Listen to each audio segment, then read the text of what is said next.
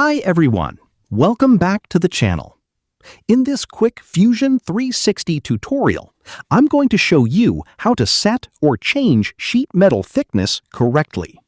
First, open your project in Fusion 360.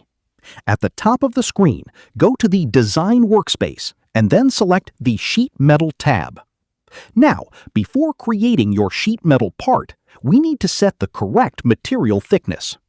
Go to Modify and select Sheet Metal Rules. Here, Fusion 360 provides different sheet metal rules. These rules control important parameters such as sheet thickness, bend radius, K-factor, and bend relief. You can select an existing rule, or you can duplicate one and create your own custom rule.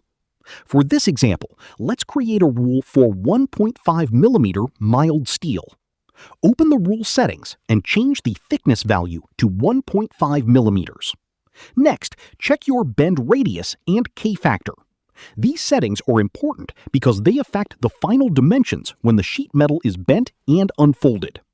After entering the correct values, click Save. Now apply your new sheet metal rule to the component. When you create a flange or other sheet metal feature, Fusion 360 will automatically use the 1.5 mm thickness and the bending parameters from your rule. And that's it.